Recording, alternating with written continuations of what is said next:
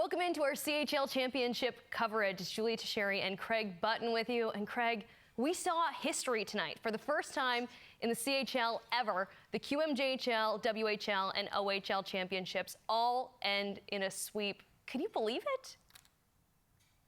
I really can't, Julia. You know, you think about the previous series and, you know, think about Moose Jaw, who just won on this night. Overtime, Game 7 against a very good Saskatoon team. Portland, who went deep and had to go and win 2 games in Prince George. You got Oshawa, who had played so well. And now, Drummondville, who just found their game at such an important time of the year. It wasn't easy to get to the finals of their respective leagues. But boy, did they make it look easy. I mean, you try to beat a really good team 4 straight times, and you try to do it in a championship series. I mean, you wouldn't even bet on it. You wouldn't even think about betting on it. And here we are sitting, looking at something that was fully unprecedented in the history of junior hockey. And what can you say? You have to say that teams, the Moose Jaw Warriors, the London Knights, and the Drummondville Voltigeurs certainly found the magic in their game to be able to execute at such a level and carry out such a significant feat that reflects across the Canadian Hockey League. It's mind-blowing. It's rare to even see one sweep in a Canadian Hockey League league final championship series. So now there's a bunch of time before the Memorial Cup begins next Friday. Rust, Craig, what are the implications of this time off? Well, everybody has the same amount of time off, essentially. I mean, Drummondville gets an extra day. But and I think the rest really helps the teams.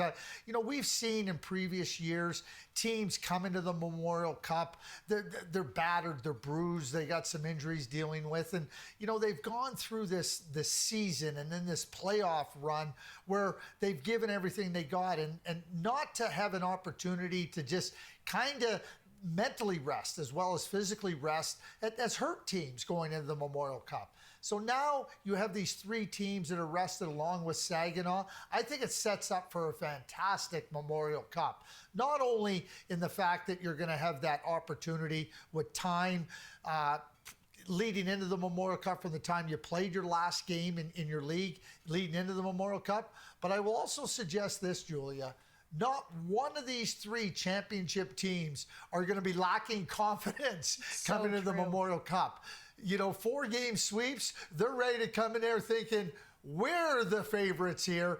I mean, at some point in time, I mean, we'll talk about who may be the favorite, but none of these 3 league champions think that they are not the favorite. Yeah, so let's talk about the team that punched their ticket first on Wednesday night. It was the London Knights. Easton Cowan, we've talked about all series long, all year long, really, with how great he was in the Ontario League this season, winning the MVP of the OHL. What can you say about his final? Well, when you play as well as Easton played, and during the regular season into the playoffs, you know, you're going to talk about somebody that accomplishes as much as he did over the course of the season. And then to take your game and to push it to an even higher level come playoff time.